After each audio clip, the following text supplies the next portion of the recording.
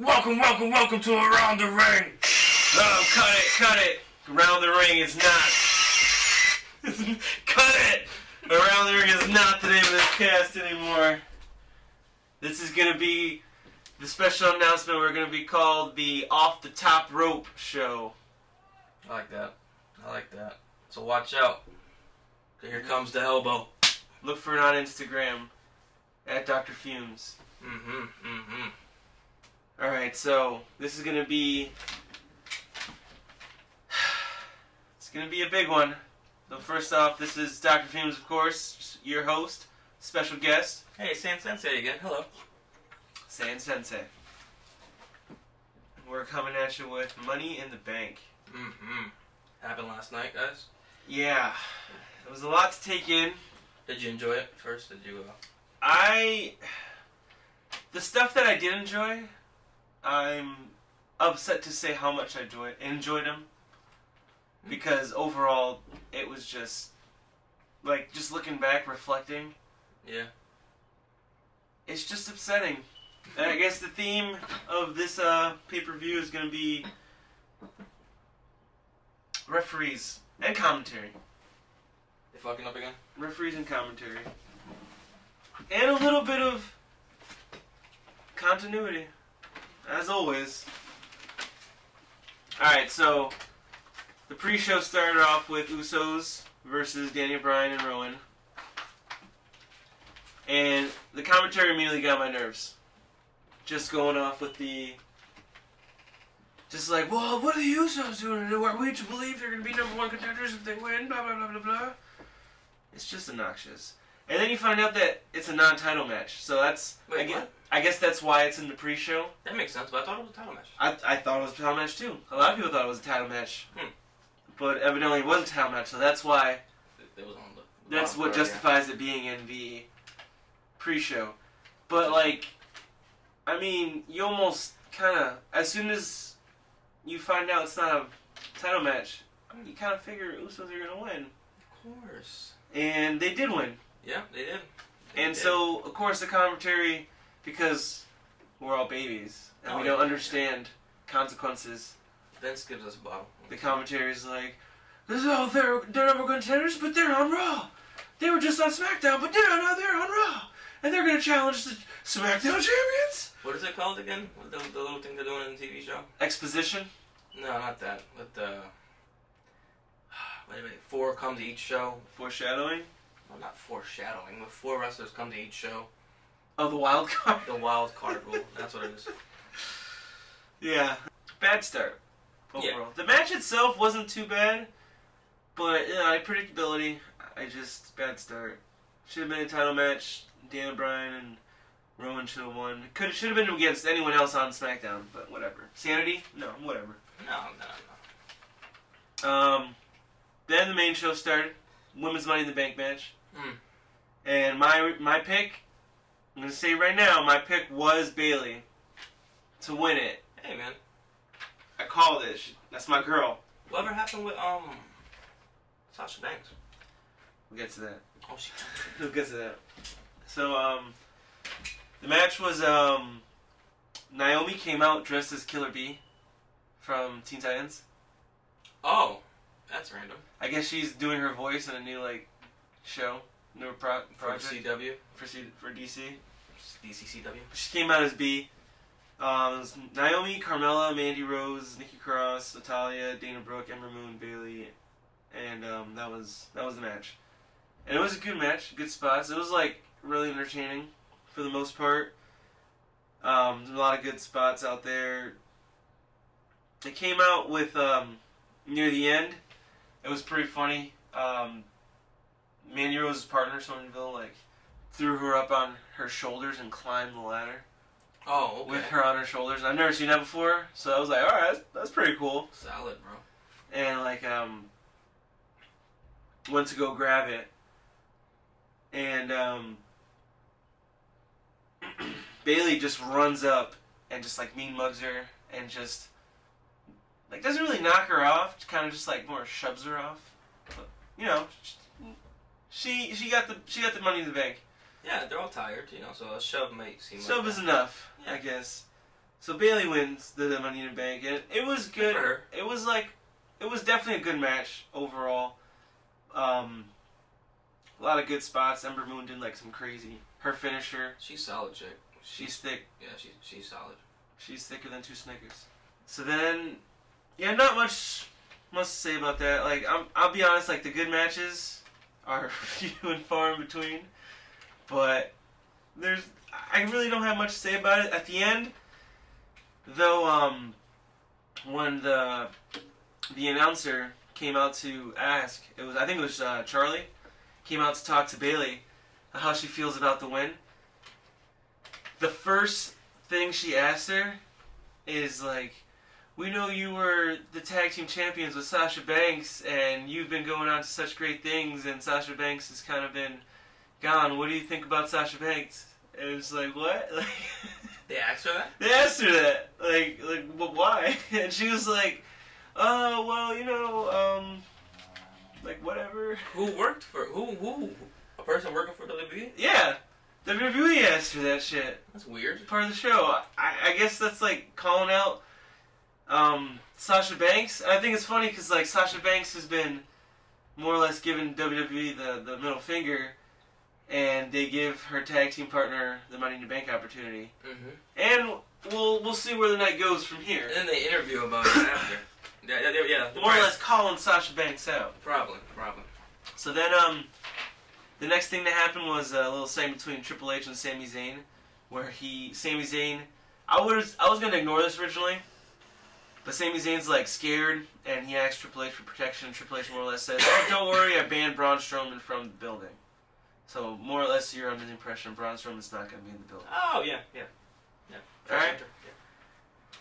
So next match that happened was Samoa Joe versus Rey Mysterio for the U.S. title. Dominic on the side. Exactly. Dominic has his back. So let me hear your opinions real quick. What do you on the Samoa Joe and Rey stuff? What do you think was gonna happen here?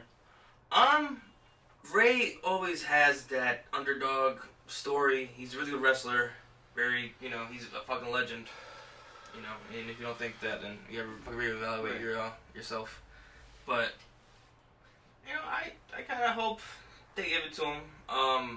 Well, like as far as like what do you mean? The match, like as far as the match goes, do you think it would be been like a dope match? Oh, for real? Yeah. Like one of the best matches of the night, like under two like legends, man. A sleeper match. Two legends. They got two different type of fighting styles. They have the acrobatic with the brawler. Mm-hmm. So that's always good. And a pretty agile brawler at that. Very, very agile brawler. Plus,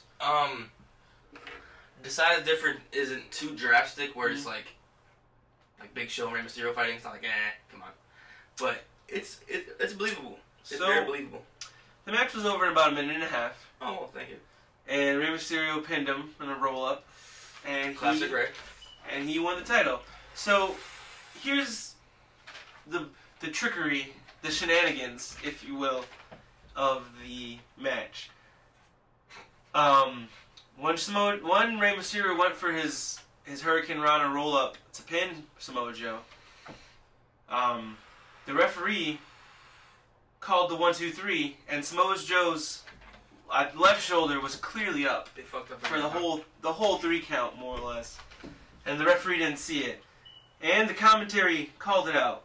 So this is when I say the referee. This was just the first of the shenanigans going on with the referee of the night, but it wouldn't be the last, my friend. No. Hey, Fart, what's that restaurant you like with all the stickers and buttons and shit? Is it shenanigans? You talking about shenanigans? That happened. And the commentary called it out he was up, and when Samoa Joe came up, his eye was bloody. It was really bloody. So I don't know. He looked Becky cool. Lynch punch bloody? Not quite as bloody, but it was coming down pretty good.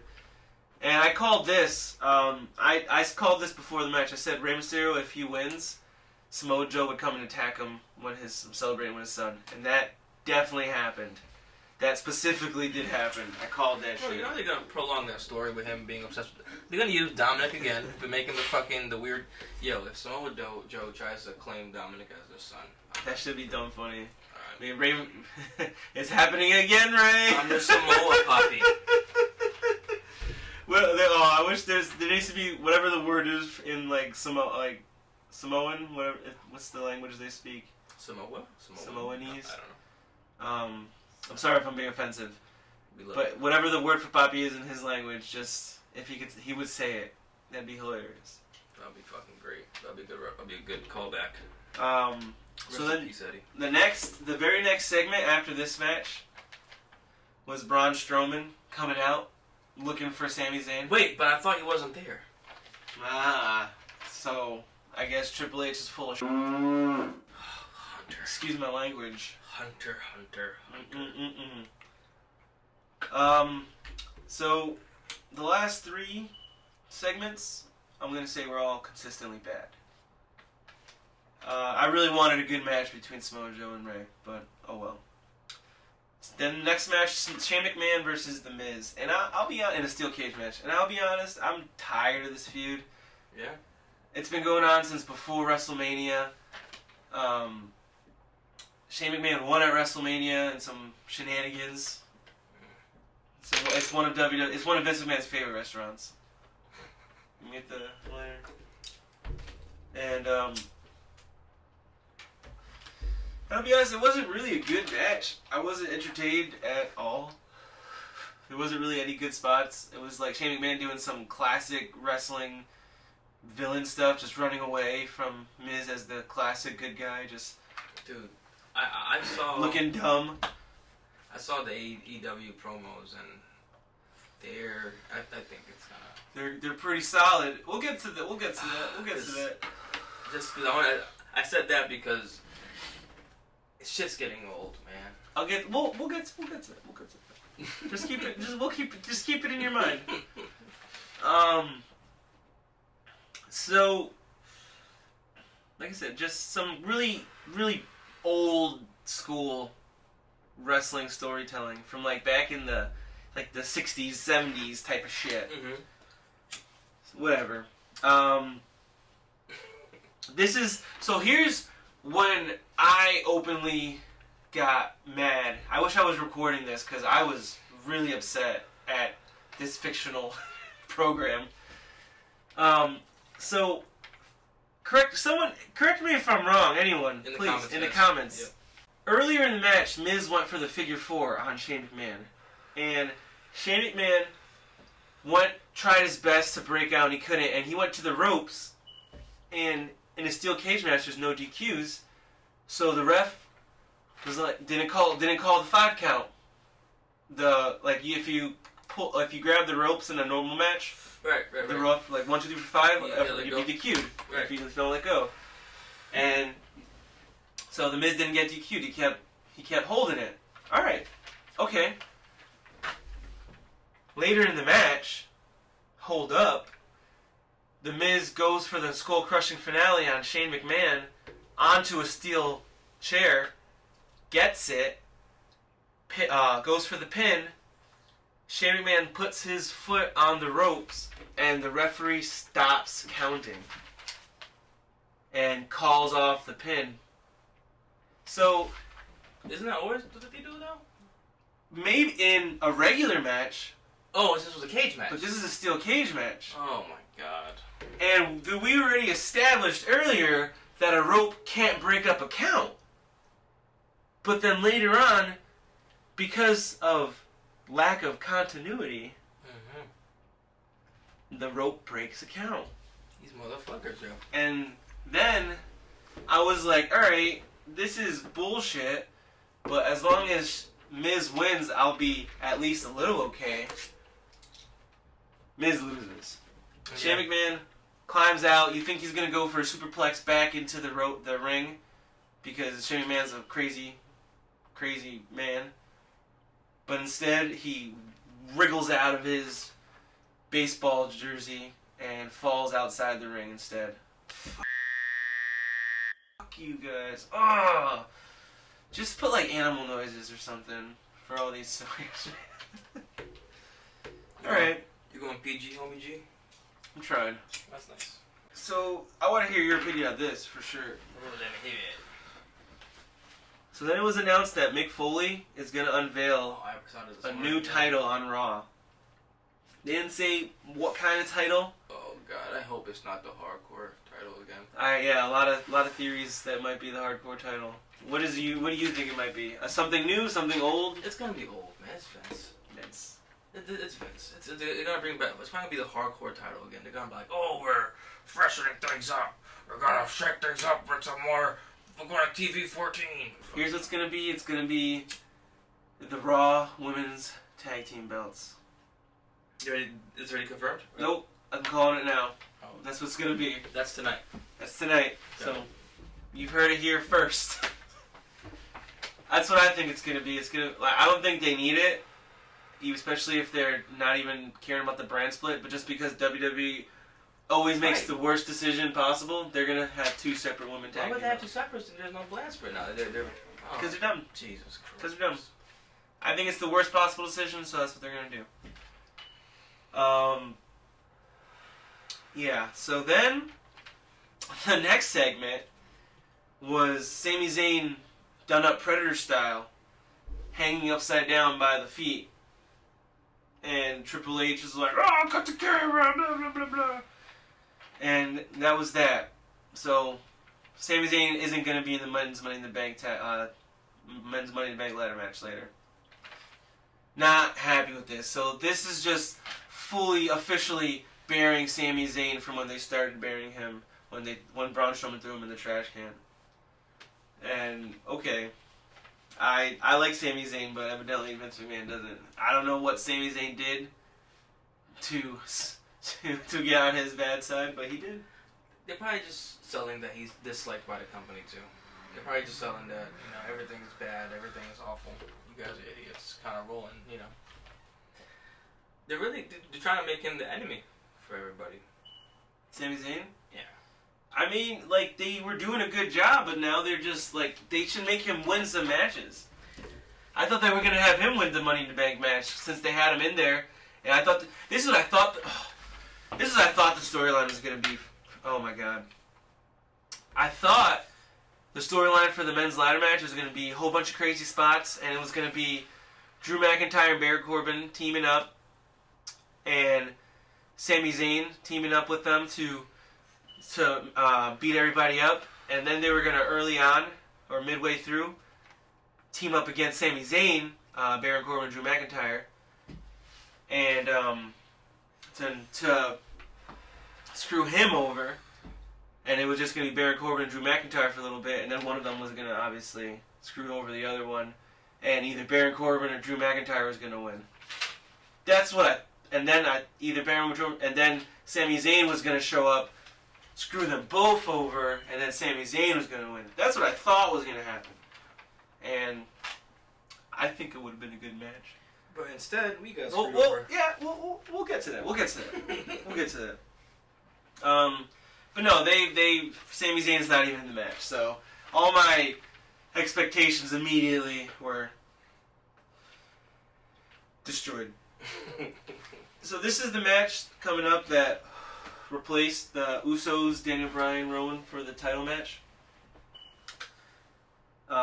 It was the Cruiserweight title between Tony Nese and Ariya Daivari. If you don't know who those two people are, you know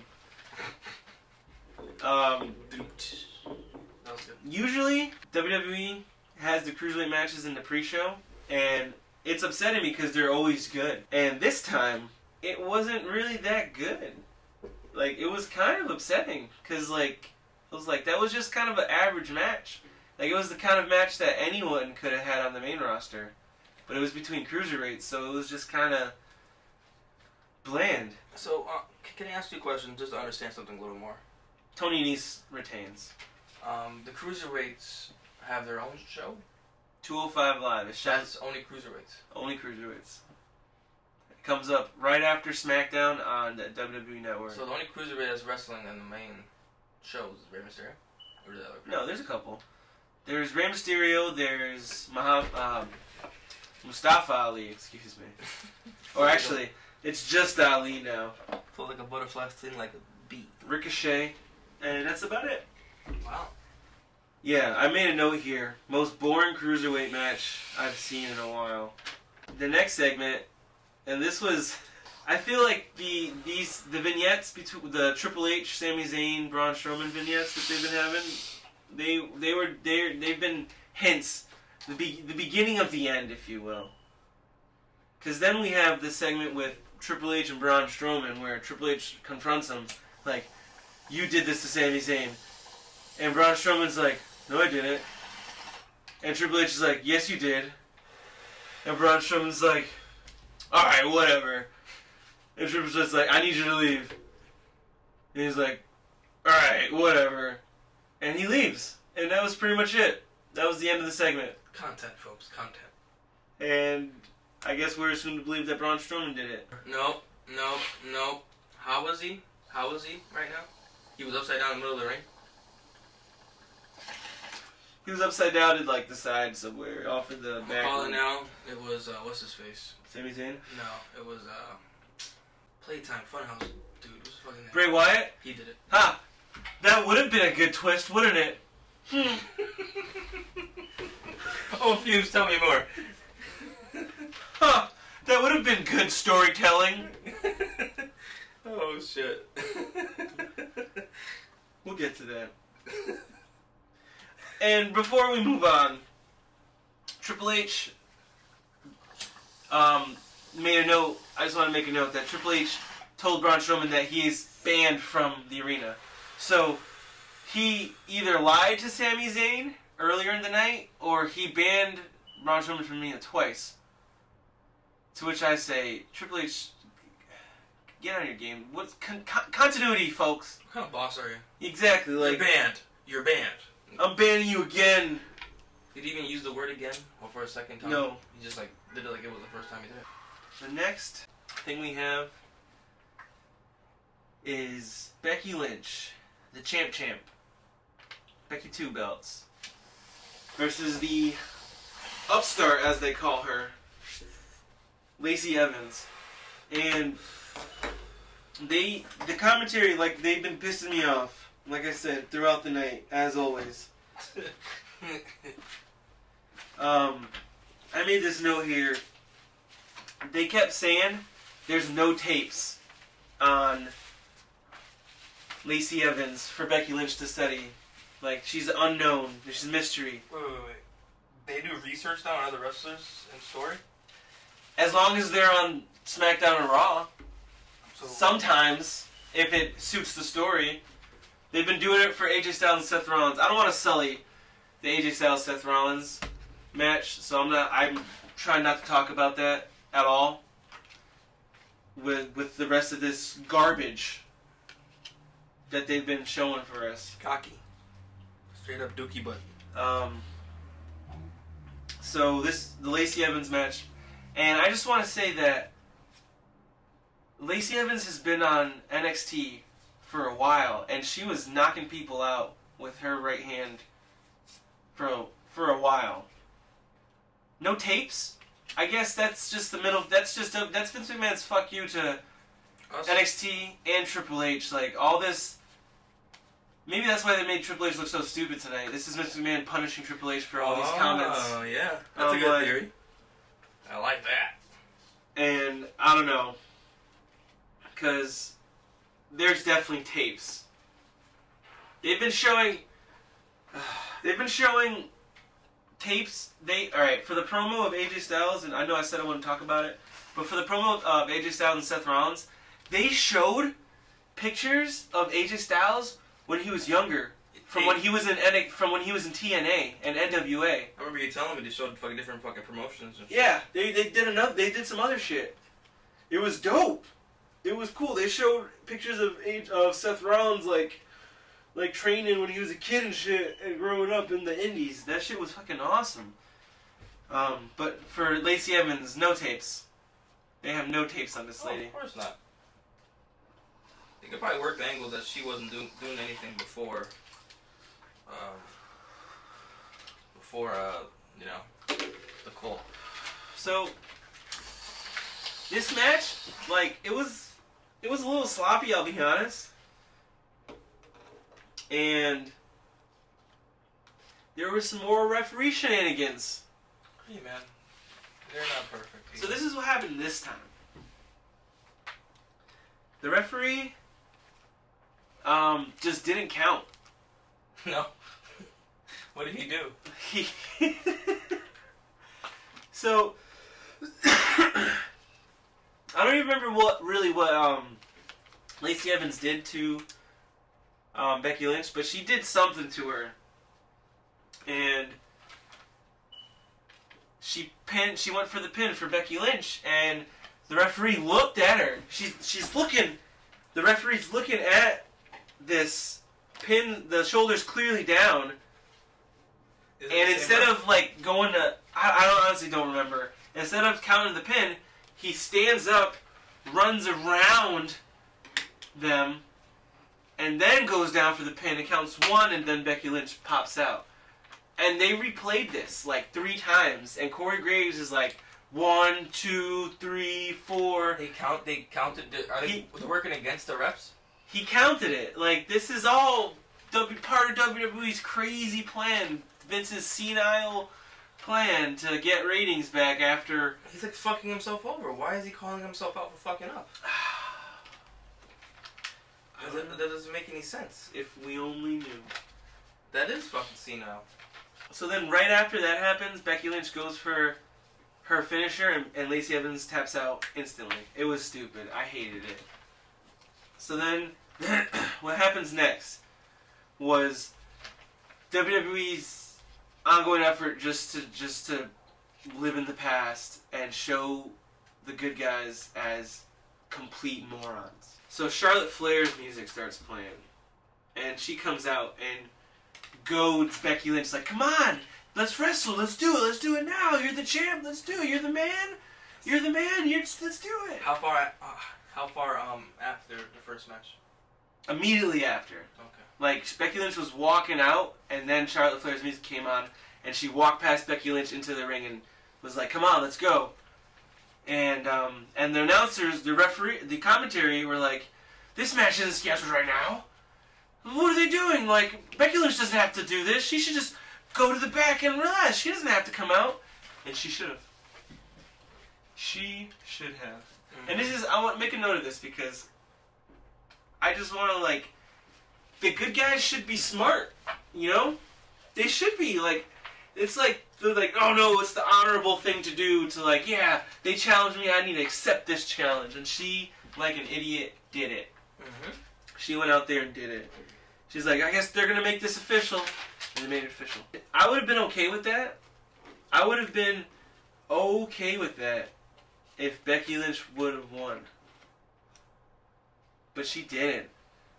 It ended with Charlotte Flair winning. And I don't have much to say about that because the match because the match itself was kind of sloppy too. It was like, I don't know, like, they're better than this. There wasn't really any big spots. It ended with classic WWE. Lacey Evans runs down, upset. Referee's distracted.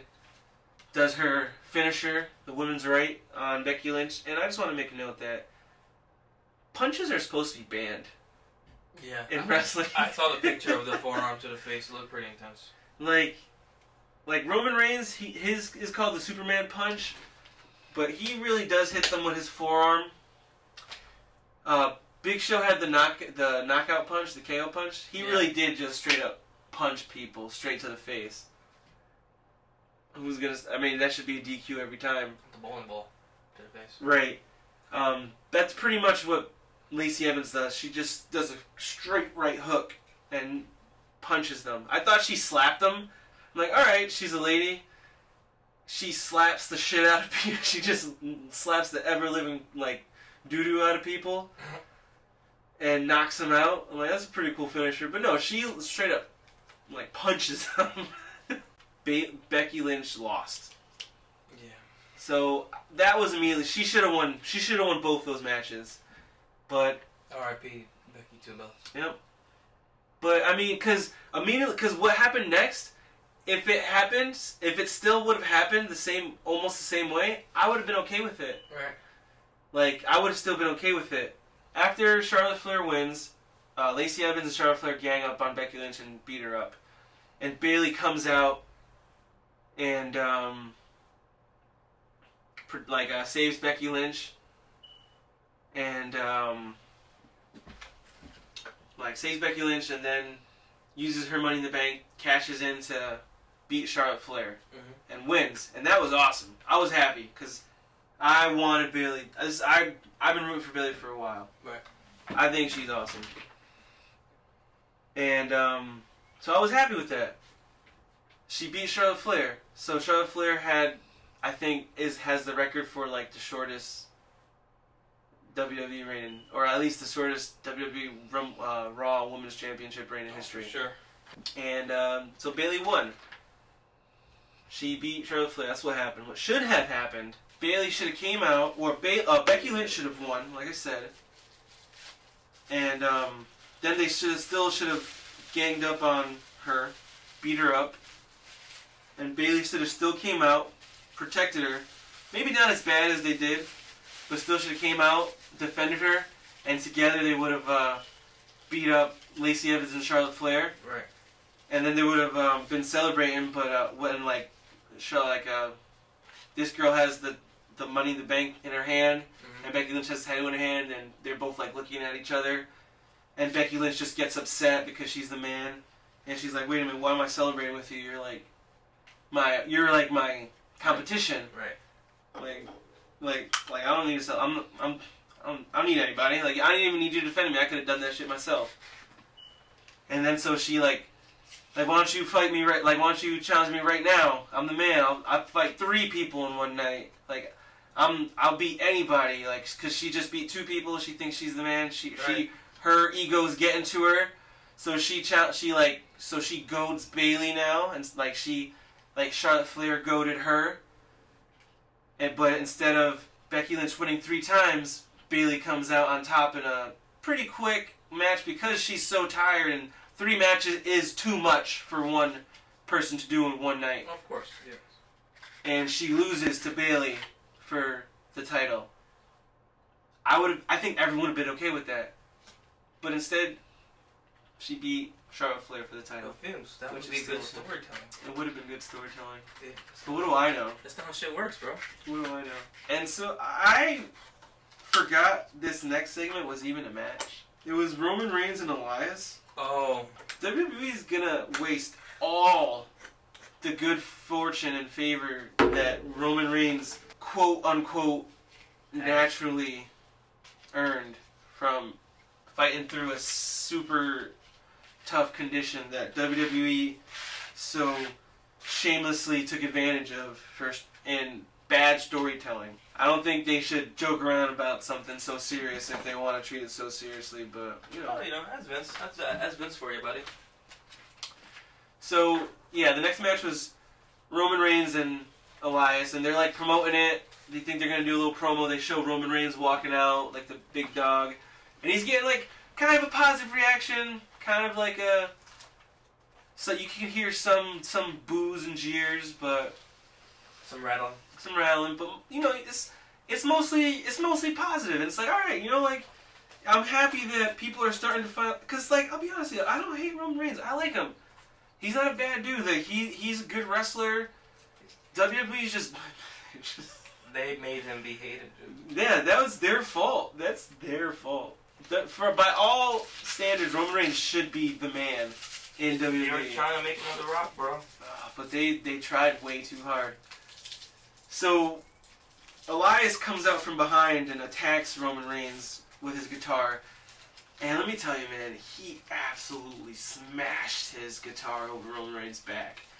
The crack of that wood breaking over his shoulders was intense. Pretty cool, I'm not gonna lie. Any Roman Reigns detractors definitely should have appreciated that, at least. Take that. But then, like, Elias goes into the ring and does his thing that he does, and he actually did a full song for once. Like, he didn't get interrupted like he normally does. How many times are they gonna? Yeah, I'm glad Vince McMahon actually let him do his set like he wants to do all the time. So, excuse me. I think this is a subtle jab at Connecticut, because WWE is located in Connecticut, not too far from Hartford, where Money in the Bank was held. And I've heard that WWE wants to move headquarters soon. Oh yeah. So he let Elias do all sorts of jabs at Hartford and Connecticut and like making fun of how they don't have any professional sports teams and how the only one that they had, the Hartford Whalers, it left. Yeah, I don't know, take that how you will. But then Roman Reigns did come out and they had their match and beat up Elias a little bit. And the referee called for the bell for some reason. What? And the match started. Roman Reigns speared him in 1, 2, 3, and like I said, they're gonna make people hate Roman Reigns again. Like they're good. They're wasting all of it. They probably think they forgot that we hated him. Like it wasn't that long ago. It wasn't that long ago, man. I feel so bad for this dude. He's doing everything they're telling him to do. Elias? No. Roman Reigns. Poor bastard. He signed that contract, bro. Shit, man. And Corey Graves was all over that, too. He's like, he wasn't even standing. And he did that for Charlotte Flair, too. Like, that he was, like, calling out the refs. That was another referee shenanigan I forgot to mention. That was 3. He's like, the ref didn't even... Charlotte Flair wasn't even standing. They're supposed to be standing. That's the rules in WWE. Both people have to be standing before the referee called for the bell, and he called for the bell before Charlotte Flair was standing. Called the referee out. They called the referee out every single time.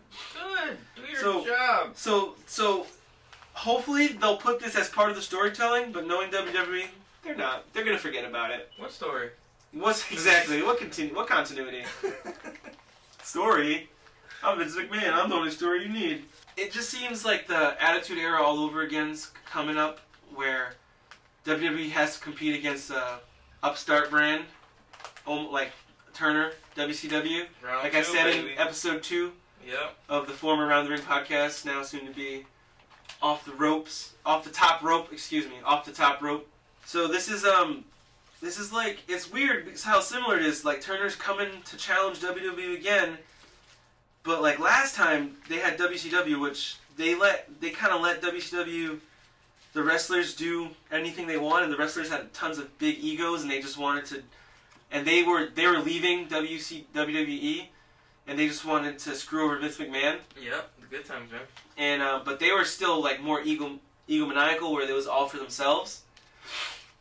And that was just kind of the way it was for wrestling back then.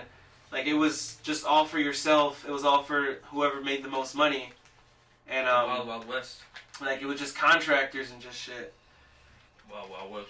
And given the wrestlers are still contractors, but, it's still kind of the same way where they're still trying to screw over Vince, but now, like, they're trying to make it more of, like, how the wrestlers can get more money and have more off time, but it's still going to be creative control by... like a good team of writers, and like that's pretty good. And they're gonna let the wrestlers be themselves. They're gonna let them be their own characters, and they're gonna use those characters to write storylines. Right. Instead of force these people that are not actors to act in these crazy, like psycho nightmare dreams that Vince McMahon concocts in his like steroid-fueled rages. Oh man. I digress though. We'll see. It's just the similarities are strange. Uncanny, maybe. Who knows, man? Round 2 might go to Ted Turner. We'll see. Because what it seems like now, Vince is kind of just shit in the bed at this point. We'll see how old senile Vince acts when he's desperate. I'm excited. Cody. So, the next match is, I'm going to just say it right now, the best night of the match. Did I say that right? The best night of the match? I didn't say that right. The best match of the night. The best match of the night. That was the best match of the night. And that was probably the best match that WWE has produced in a long time, like not counting NXT, because NXT, those guys are consistently awesome. But this was one of WWE's best matches they've ever done. The hype was real and did not disappoint. Seth Rollins versus AJ Styles for the Universal title. And honestly, like, I don't have much to say about this. 7 out of 7. This match was perfect. This was one of my favorite matches that I've ever seen on WWE, that they've ever done. AJ Styles and Seth Rollins, you could tell, enjoyed every single bit of that. Yeah. They were having fun. They were doing some cool stuff that I haven't seen before. Good old wrestling. Some good... They let them go at it, you guys. And it was worth watching. Check that out. It was amazing. And I just want to point out the... It was one of the best Styles Clash reversals. And I've seen some amazing Styles Clash reversals. One of the best Styles Clash reversals that I've seen in a very long time. Seth Rollins went for the stomp. Yep. And he slid off of AJ Styles' back. He missed it. Just because AJ Styles popped up. Grabbed him. In the Styles Clash. Hit it. But unfortunately, Seth Rollins popped up. And it was... It was good. It was good. Styles Clash isn't AJ Styles' finisher anymore. The Phenomenal Forearm is. But... And the old AJ Styles would have taken him out with that Styles Clash. It would have been a lot more vicious. Oh, for sure. For sure. For sure. How long was the match for this match? This match was about 20 minutes, 25 minutes of just non-stop glorious action. And I just want to point out, like, to contrast to Kofi Kingston's match against Kevin Owens later on, which, don't get me wrong, was also very good. This match was in the ring the entire time for the most part. They went out of the ring once. Don't get me wrong. They went out of the ring one time, where AJ Styles knocked him out, and Seth Rollins went for the or Seth Rollins knocked him out, went for the suicide dive, went back in, went for the suicide dive again. They both went back in. Seth Rollins knocked him out again, but then they went both back in.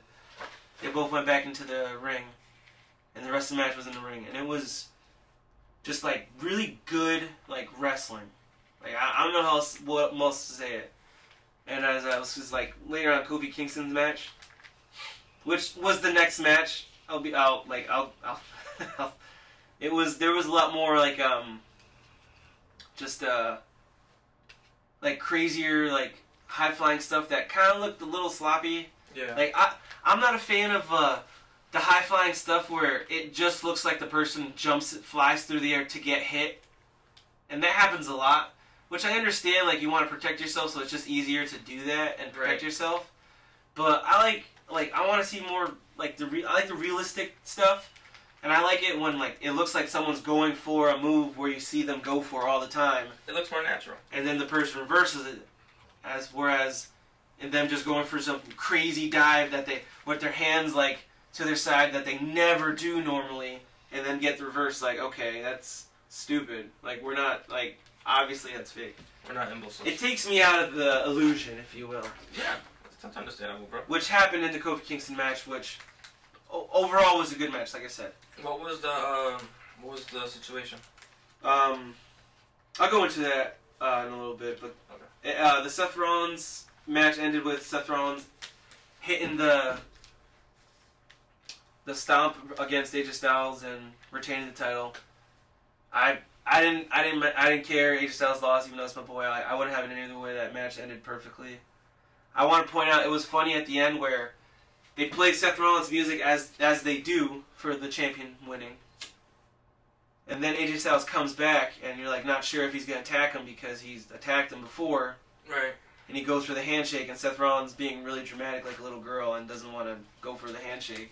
Why not? I don't know. Like, well, at first, like he's taking a really long time to do it, and we're like me and Mulando were like starting to roll our eyes. We're like, just shake his damn hand, Seth.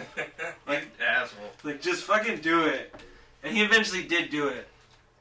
That's hilarious. And then, like, AJ Styles leaving, and then they cut Seth Rollins' music and start playing AJ Styles' music leaving. I'm like, okay. So I was like, alright, I mean, that's cool that AJ Styles did that, but they should still be playing Seth Rollins' music. He just won the belt. But instead they played AJ Styles' music. But then someone in the back must have thought that same thought I did. Because then they cut AJ Styles' music and then started playing Seth Rollins' music again. And I just thought it was kind of funny. Fucking rookies, yo. Something's happening behind the scenes that we don't know about with this company. Something we don't know about is happening behind the scenes. This shit is fucking all over the fucking place. So then, I thought, to this point, the most unnecessary thing of the night was the Roman Reigns and Elias match. Yeah. But this was the most unnecessary thing of the night. Lucha House Party came out. If you don't know, that's a Lucha 3-person team. I don't remember. I think it's Callisto, Grand Metalik, and this is not Jose with the Funky Bunch. I don't remember the third one. No, it's not. It's not No Way Jose. Okay. I don't remember the third guy's name. Sorry, guys, but when they were supposed to have a match, they counted it. They like heard the bell, like, and the commentary was like, "This is gonna be a 6-man tag, or this is gonna be a match right now." They didn't say what kind of match. They just said there's about to be a match right now with Lucha House Party. And they get into the ring and they have the microphones, and I immediately was taken aback. I'm like, all right, they never talk, so I'm a little confused right now. They start talking for a bit, not making any sense. And then Lars Sullivan comes out and goes to immediately bury Lucha House Party and walks out, and that's the end of that. There's no match. You gotta show the They power. don't even talk about who they're going to wrestle. It was completely Garbage. unnecessary. Absolute garbage. Absolute They never even say who they were going to wrestle. garbage. Screw those. Like, who? Like, they didn't even, like, have those dudes come out and, like, what the hell, man? Nothing. It would have been funny, at least. Did it just, like, fade to black after, or, like, they go to, like... It went to commercial. Oh. So we're assume they just walked out. It would have been funny if the other dudes just, like, came out and, like, what's up? Like, that would have been funny for the audience. Nope. Nope. They don't care, man. They don't care. They don't care no more. So then the next thing that happened was Kofi Kingston, the champ, the WWE champion, versus Kevin Owens for the title. And this is again, like, going into... like I said, it was a really good match, but just going into just making the good guys seem dumb. Like, why don't they ever let the good guys get the easy wins? Like, in professional sports... Every team in the Super Bowl, scratch that. Any game, because every game in football is on the line, because the season's just so short. If the team is winning, and they have the ball, and there's only a few seconds left, they'll go for a knee, because they know they've won. They don't have to go for a play. They don't have to go for the ball to let the other team have an opportunity to intercept it, get a fumble, and it's over when it's over. It's over. They won at that point. Kofi Kingston hit Kevin Owens with his finisher, the Trouble in Paradise, and knocked Kevin Owens out of the ring. Real quick, he kept the same finisher when he was Jamaican still? Okay. Trouble in Paradise. He has the SOS too, like lost on an island, trapped on an island. He knocked Kevin Owens out of the ring. And by all means, he should have let Kevin Owens stay out there and get the 10 count and just celebrated in the ring. Xavier Woods should have come in and just celebrated in the ring with him while they counted to 10, and it would have been hilarious. They could have thrown out pancakes. It would have been fucking awesome. The kids would have loved it. But instead, Kofi Kingston goes out of the ring, picks Kevin Owens up, and throws him back in the ring. And Corey Graves, like, the whole time is like, just leave him out there. Just leave him out there. And the other dudes working against him. And the other dudes are like, no, Kofi Kingston's honorable. He's way too honorable. He wants to beat Kevin Owens the right way in the ring. He wants to pin him and to shut Kevin Owens up once and for all. Honor. But, I mean, he still won at the end of the day, but, like, there were still a couple spots where Kofi Kingston went for some moves that he, like, never goes for and immediately got reversed out of the air. It's neither here nor there. Bars. Fumes with the rhymegation. Right. Also, I want to point out that near the end of the match, Kevin Owens took Kofi Kingston's shoes off and threw them. What? He was wearing some, like, pink J's. They look like Jordans. They were some dope-ass basketball sneakers, though. He took him off his feet though, and threw him out of the ring. And he had pink socks on, of course. Oh yeah. You would wear, white shoes. And I just thought that was rude. Like, I don't know why he did that. Like there's probably some fucking background shit. Like, I'm gonna take off your shoes mid-match and just throw. He still won. He still won. Sockless? Yeah. Like shoeless? He won sockless. Shoeless. You had socks on. Thank God. So, on to the main event of the night. The men's Money in the Bank match. And that's what I call it then. Yeah. This match, it couldn't have gone any other better way until the ending. I'll get to that. There were some... Did you see the highlights and clips of this? Yes, I did. There were some crazy spots. Like, Finn Balor, I hope, takes a long time off to recover. For real. Because his spine is broken. Is holding up the white flag. It's like, please stop. Are you happy now, Vince? Yeah. Do you love me? He got sunset flip powerbomb by Andrade onto the ladder. The ladder was on the rope. He bounced up like a good 2 or 3 feet in the air and landed back on the ladder. Jesus Christ. That shit was crazy. He got suplexed onto the ladder by Drew McIntyre. Drew McIntyre was a fucking savage. Yes. Sami Zayn wasn't in the match. It ended, I kind of like called it, like, not somewhat, like I said, Drew McIntyre and Baron Corbin did team up a little bit, and Baron Corbin eventually betrayed Drew McIntyre, and I was hoping Drew McIntyre would win. Like, alright, that means Drew McIntyre's gonna win. He's gonna beat Baron Corbin and win the title, and he's gonna have the Money in the Bank, and that's gonna be dope. Right. Any one of these people deserved it, except for Baron Corbin.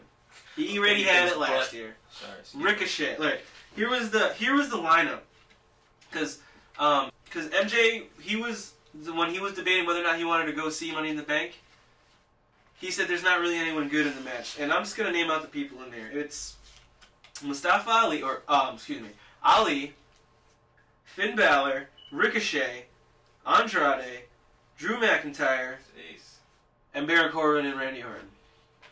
2 losers and 5 winners. Okay? Yeah. Randy Orton had a couple good spots. He RKO'd, I don't remember who, off the ladder, and it was pretty cool. Baron Corbin did one of the coolest choke slams I've ever seen to Mustafa Ali, I think, or Ricochet, onto the Spanish announce table.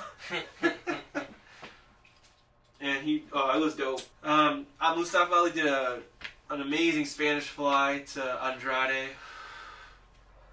off of two ladders onto the mat. There was just some crazy stuff that was going on. Claymore kick to Randy Orton. That was dope. I was really happy when that happened. Was this a cross show match? Yeah, it was a couple people from SmackDown, a couple people from Raw. The people had to wrestle to get into it? Everyone in this match, not everyone, some people were just chosen, but there was a few people that had to earn spots. Ricochet, notably, had to earn a spot. Braun Strowman and Sami Zayn had to wrestle for their spot. And neither of them were even in the freaking match. Continuity, fellas. Continuity. And ladies, sorry. I mean, Randy Orton was just put in there. Finn Balor. I mean, they kind of all had matches to earn their spots, but most of them were just like, but not really. They were kind of just squash matches. Yeah. And more than that, even to earn their spots, like in story, because we know how WWE feels about story. All these guys, with the exception of Randy Orton and Baron Corbin, have earned their place in the big times to get their chance for the title. And Money in the Bank is the perfect way to do that. Mustafa Ali was supposed to be in the Elimination Chamber match for the title, but he got injured, so that was taken away from him. So he should have had a title match. Right. He honestly had a reason to win that belt. Like, that could have been good storytelling. They could have said that, but they didn't. Nope. Ricochet has been climbing the ranks fast. Yeah. And he's really well liked by the fans. Everyone always chants for Ricochet. And he just like seems like a genuinely good dude, like personality wise in the real world. Andrade, I guess like he's one of the like most well liked people in the backstage, behind the curtains. Like everyone really likes him. The wrestlers, the crew, the executives, everybody. Where? And if you've seen him wrestling, every single match he's in is a classic. All 3 matches he had against Rey Mysterio were freaking amazing. I told you to watch those. Those were on SmackDown. Where? Those could have been pay-per-view matches. He had a whole bunch of... Every single thing he does is great. He, like, people mess up and he somehow saves them and makes it look cool. He had a very good reason for winning that. Drew McIntyre is a absolute savage, like you said. He's the kind of guy WWE looks for. That big, huge, burly dude, just an absolute like monster, powerhouse, freak show.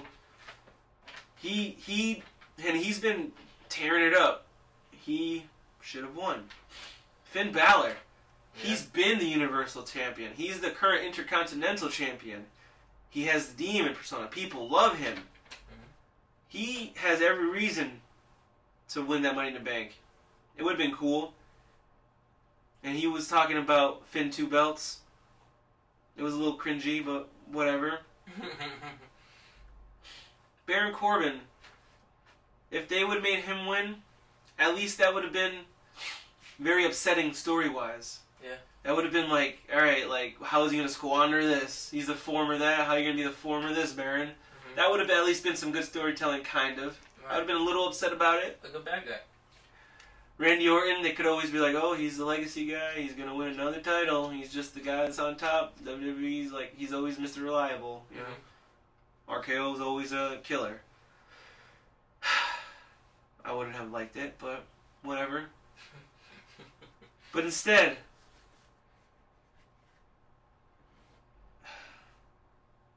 You know what, just end the show, man. I don't even want to talk about it. Like, it's just so, like, of all the things they could have done, they could have even had Sami Zayn playing possum. Yep. And just sneak out at the end, and, like, he was still in the match, and he just, like, steals it. And that's a really douchebag thing to do. No. That's not what they did. They could have Braun Strowman come out and took it. Like, screw your band, Hunter. Like, you thought I was going to be meek about that?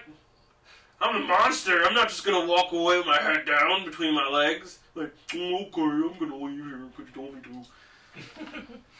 They had Brock Lesnar, folks. Brock freaking Lesnar. The beast is back. He comes out, throws some people off the ropes. Off the ladder, almost injures a couple harmless commentary folk, and goes up, takes it, and there must have been some people in the crowd that were very upset. And Brock Lesnar is a known douchebag in the ring. He has a really good douchebag persona. That's his character. He was like calling people out. And he was like, yeah, you don't like it? Well, too bad. Yeah, well, oh well, I'm here. It's me. I'm back. It's like, like, he knows that it's stupid. What's funny is that you can tell that he knows that it's dumb. Like, he knows that it's bad storytelling and stupid. It's absolute garbage storytelling. Like, subvert your expectations. Oh, subvert these nuts, man. Like, you guys keep coming back. Like, for real. There's nothing else. No, there is. That's the thing, like, on Instagram and on Twitter, because I actually checked my Twitter, just because I was curious. Everyone on the WWE pages We're like, hashtag AEW, man. AEW, like that's it, man. That's the future. Like, I don't know what else to say. Like, he's the money to, like, he's gonna cash in, he's gonna win, who's he gonna be? He's gonna beat Kofi Kingston. He's gonna go to SmackDown, he's gonna beat Kofi Kingston. Yeah, I was thinking the same thing. I was thinking the same exact thing. But, hey man, they keep coming back. Cause guess what's going to Fox soon? SmackDown. Guess who has a champion that Vince McMahon probably doesn't really like? SmackDown. Mm-hmm. Guess who he thinks is making WWE lose viewers? Kofi Kingston. Mm-hmm. Guess who he thinks is a huge draw? Brock Lesnar. Overall, I thought the women's Money in the Bank match was good. Everything else up until Bayley winning the title was good. So everything pretty much with Bayley I liked. I thought the AJ Styles Seth Rollins match was good. I thought the Kofi Kingston Kevin Owens match was good. And that's it. I mean, the match itself was good, but that ending was so bad that, like, I don't even care. Like, you might, like, I don't even want anyone to, like, don't even watch it. Please, don't even watch it. Because it's so upsetting how good the match is and how just absolutely horrendous that ending is. Well, I guess that's it. That's my closing opinions on that. You have anything else to say? As a person that doesn't really watch wrestling, that was a roller coaster ride of emotion. Just hearing him describe it. The highs, the lows, the really lows, the repetitiveness. It's getting pretty sad. I'm super hyped for the future of wrestling. Not sports entertainment. Future of wrestling. Very excited to see the future of it. But yeah, that's it. Thank you guys for listening. Yeah, Raw's tonight. New title is gonna be announced. Here, I said it's gonna be the women's title. We'll see. Yeah. A lot of people think it's gonna be hardcore. So I mean, Brock Lesnar. Do you think he's even gonna be on Raw or SmackDown? SmackDown. You think like he never even shows up on pay-per-views, so he's probably not even gonna. You know he's gonna cash his Money in the Bank in a pay-per-view. It's not gonna be anything unexpected. Yeah. Signing off, you guys. This is Dr.Fumes. And thank you for saying Sensei. Thank you for listening. This is Off the Top Rope Special. Money in the Bank. Boom.